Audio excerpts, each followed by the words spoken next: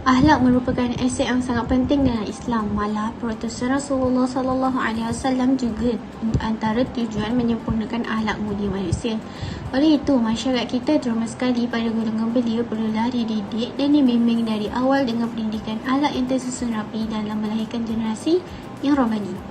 Belia merupakan aset yang amat berharga. Hal ini kerana masa depan negara terletak kepada keupayaan serta peranan mereka dalam memastikan pembangunan negara sentiasa terjamin. Apatah lagi dalam usaha kita melestarikan falsafah Melayu Islam Beraja iaitu MIB, menanam konsep negara zikir dalam diri seseorang belia.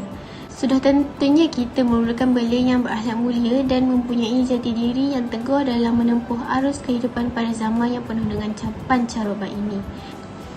Definisi akhlak. Perkataan akhlak merupakan jamak daripada perkataan al-khuluq atau al-khulq yang bererti agama, tabiat dan budi pekerti. Ia berasal daripada perkataan khalaqah yang bermaksud menciptakan. Seakan dengan kata pencipta yang diciptakan dan penciptaan. Kesamaan akar kata ini mengisytiharkan bahawa dalam akhlak tercakup pengertian adanya kesepaduan antara kehendak Khalik iaitu Tuhan dengan perilaku manusia. Imam Ghazali pernah menyatakan bahawa akhlak ialah sesuatu sifat yang baik biasanya akan dimiliki oleh seseorang yang berakhlak baik juga, dan sebaliknya jika seseorang yang memiliki sifat tidak baik cenderung memiliki akhlak yang tercela. Akhlak merupakan tujuan utama pendidikan Islam dalam membentuk peribadi muslim yang sempurna. Rasulullah SAW diturunkan ke bumi untuk menyempurnakan tugas baginda menyampaikan akhlak yang mulia kepada umatnya. Rasulullah SAW pernah bersabda, "Innama bu'istu li'atammima salihal al-khalq." Berarti sesungguhnya tidak aku diutuskan melainkan untuk menyempurnakan kebaikan akhlak. Sumber akhlak. Akhlak mempunyai dua sumber yang mutlak iaitu Al-Quran dan As-Sunnah. Berdasarkan dua sumber ini, dapat dirumuskan bahawa akhlak Islamiah ini merupakan satu ilmu yang membahaskan tentang tata nilai, hukum-hukum dan prinsip-prinsip tertentu bagi mengenal pasti sifat-sifat keutamaan untuk dihayati serta sifat-sifat tercela untuk dijauhi dengan tujuan untuk membersihkan jiwa berasaskan wahyu ilahi bagi mencapai keredaan Allah Subhanahu Wa Taala. Seterusnya, skop akhlak. Skop akhlak terbagi pada 3. Yang pertama adalah akhlak dengan Allah Subhanahu Wa Taala, iaitu dengan beriman kepada Allah, dengan mengakui, mempercayai dan meyakini bahawa Allah Subhanahu Wa Taala itu wujud serta beriman dengan rukun-rukunnya dan melaksanakan segala tuntutannya. Selain itu, mencari keredaan Tuhannya, iaitu dengan sentiasa mengharapkan Allah dalam segala usaha dan amalan. Segala gerak-geri hidupnya hanyalah untuk mencari keredaan Allah Subhanahu Wa Taala dan bukannya mengharapkan keredaan manusia.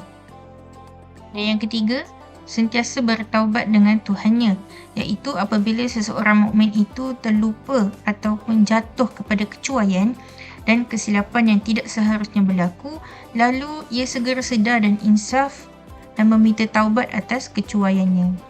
Skop akhlak yang kedua ialah akhlak dengan manusia.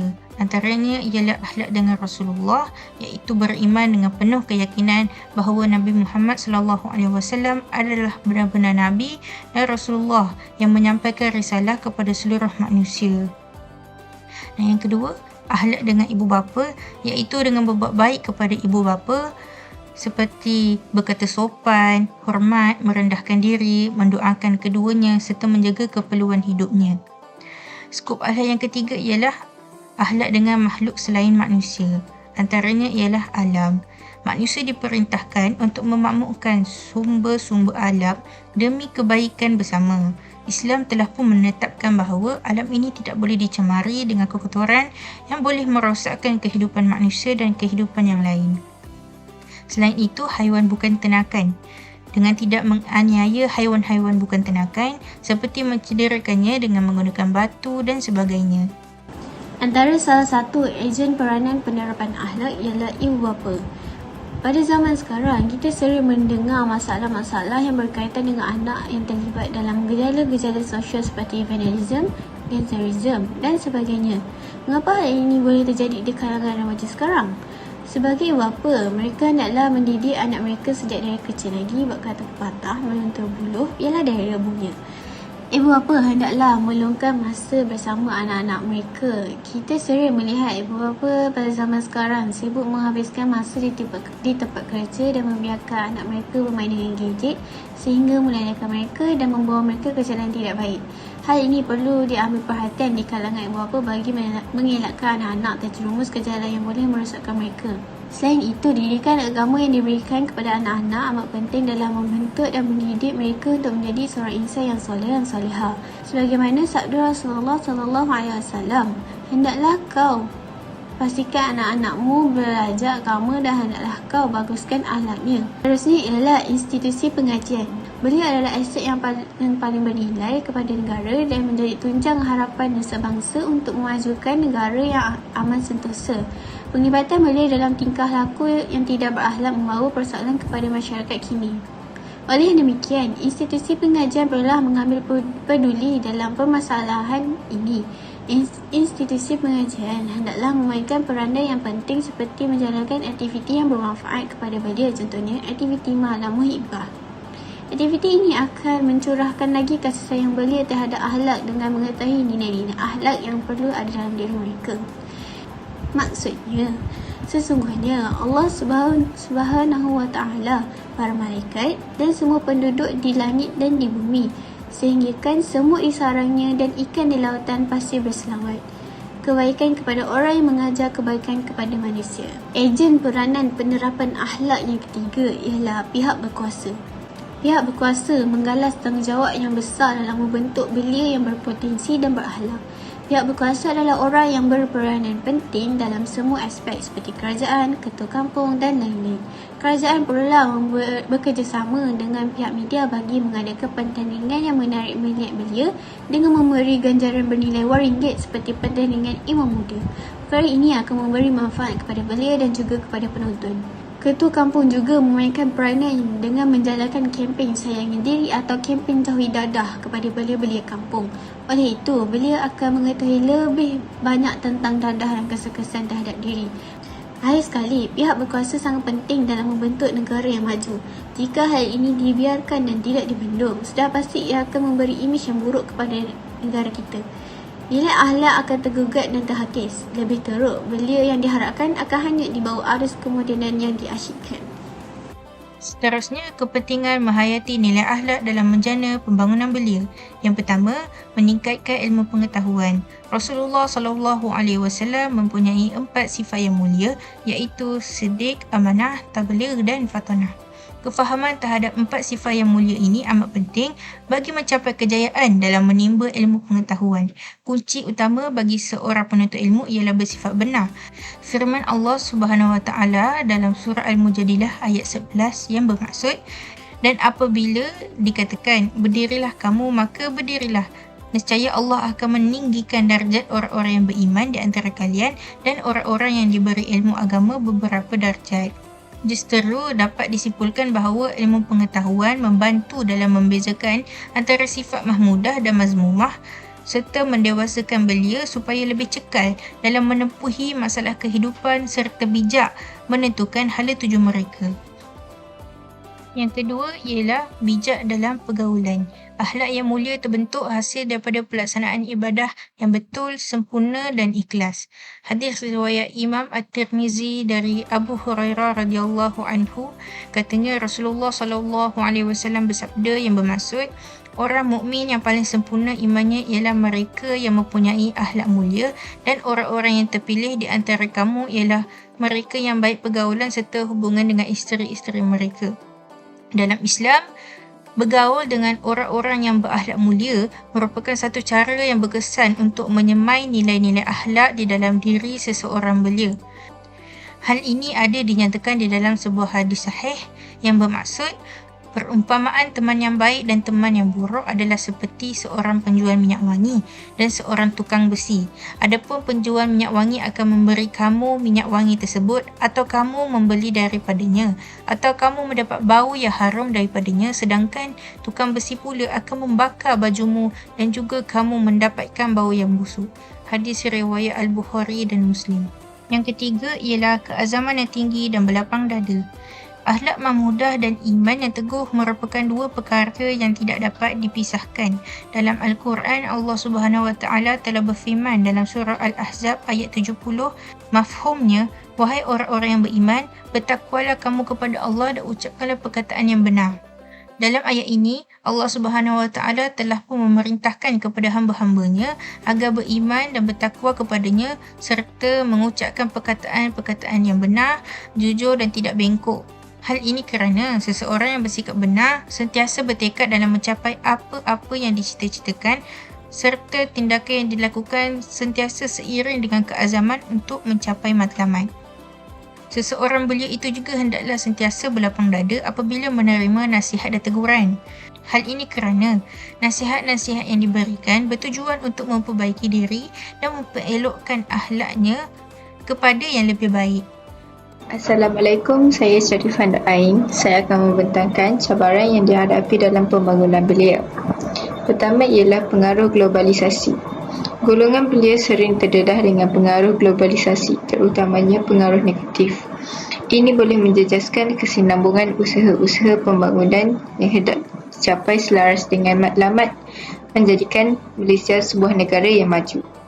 Majoriti belia zaman sekarang terlalu taksub dengan benda yang tidak memberi kebaikan untuk diri sendiri, sehingga sanggup menjatuhkan imej dan maruah diri mereka semata-mata mengejar trend terkini. Sikap-sikap negatif seperti takut menghadapi risiko, tidak toleran, kekurangan minat terhadap sesuatu yang boleh mendatangkan faedah, tidak suka bekerjasama dan mementingkan diri sendiri hendaklah dikikis dan dibuang.